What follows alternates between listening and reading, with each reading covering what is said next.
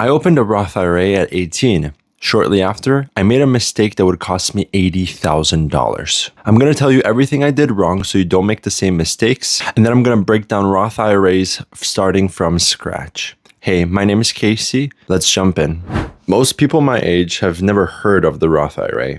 And if they have, then they really don't know much about it. I want to fix that right now because the Roth IRA is one of the best wealth building tools you have available to you in your 20s. It is genuinely the most powerful financial account that you could open. So what is a Roth IRA? A Roth IRA is a retirement account, but not like the one that your parents talk about.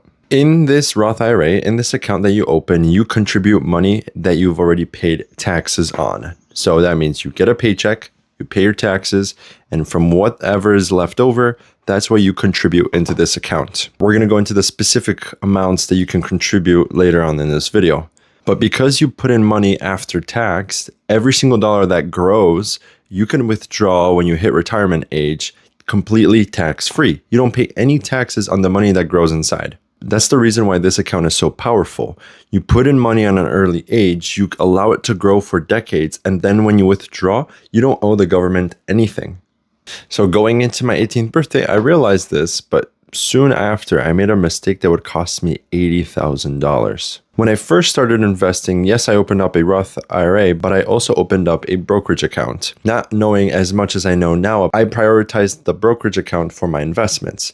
So I started putting my long-term investments into my brokerage account, my speculative investments into my brokerage account, anything I could think of into my brokerage account, and then a little tiny bit into the Roth IRA. At that time, I was investing, the money was growing, so what kind of mistakes could I possibly have made, right? Well, the problem here is when it comes time to withdraw, in a brokerage account, you have to pay taxes on your gains. In a Roth IRA, you don't pay those taxes. It was at 20 years old that I realized what this actually meant in dollar terms. If I put what I contributed to my brokerage account into my Roth IRA, assuming 12% rate of return, by the time I would be ready to withdraw, that would grow to around $223,000. The problem here, since that money was invested in the brokerage account, I'm going to get taxed 37% of that.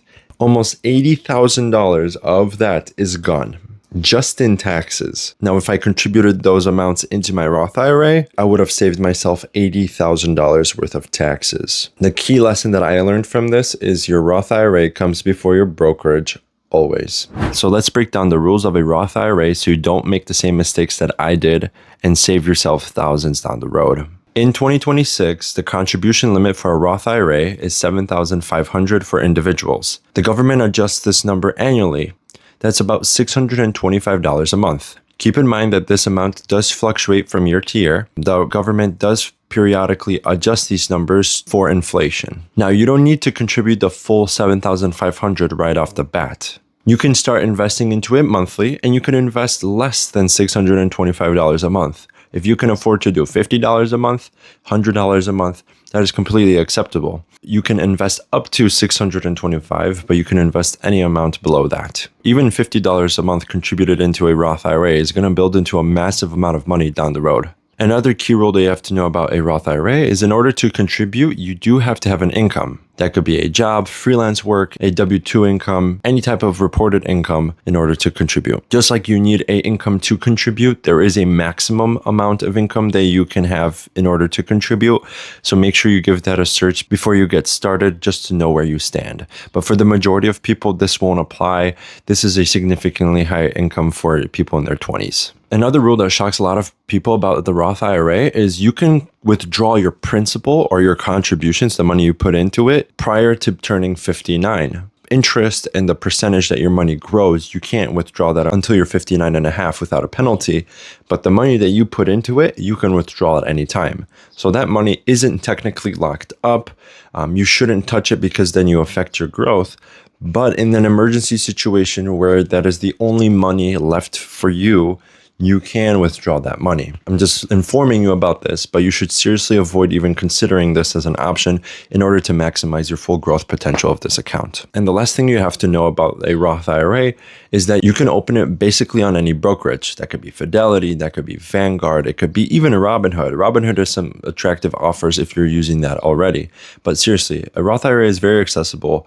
It doesn't require you to put in the full amount if you can't afford it, but any contribution really compounds over time. All right, so you've listened to the video so far. You decided that you're going to open up a Roth IRA, but that's not going to be enough. You actually have to allocate the money somewhere, invest it somewhere inside the account. A very common mistake is people open the account, deposit the money, forget about it, and then expect it to grow. The account does not grow itself. Let me make that clear. If you're a complete beginner and you have no idea where to start, I just recommend a very simple approach and purchasing a low-cost index fund like VOO, V-O-O, or SPY, S-P-Y. When you invest into SPY or VOO, you invest into the top 500 companies, and this distributes your contributions amongst those companies, meaning if one company were to fail, the 499 other companies are still going to keep your investment safe. Investing in the S&P 500 is a simple approach, and honestly, it outperforms the majority of market participants and even some hedge funds.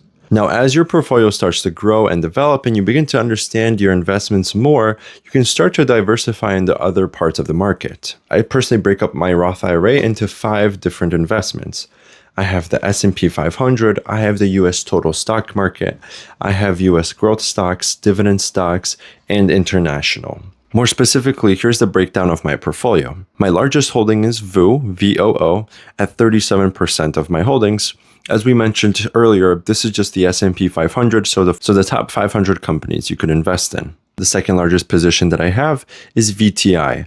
There is a lot of overlap between VTI and VOO, but it does add extra US market coverage. So you're looking at the total stock market coverage beyond the S&P 500 in this case. The next position in my Roth IRA portfolio is going to be VUG. VUG is going to take up 19% of my portfolio, and this is going to add growth stock exposure. So there is some overlap from this to VOO and VTI, but there are certain stocks in this index that allow it to be a little bit more speculative and allow for greater growth potential. This is going to be more volatile as the market moves, but if the market is on a bull run, then this should theoretically outperform the rest, increasing my returns. Fourth, we have VYM. VYM is going to take up 15% of the Roth IRA. That's going to add dividend income. These tend to be a little bit more stable blue chip companies that are not going to be as risky and going to be a little bit more stable. Hence, they pay a dividend. This dividend is a form of return, so you're not relying on the market going up.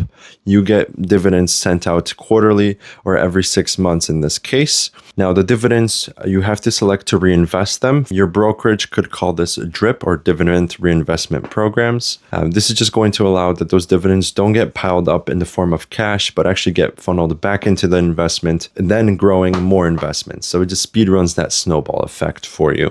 Then we have VEA. This is the most recent addition to my portfolio. This is going to add exposure to international developed markets. So we're talking international stocks here.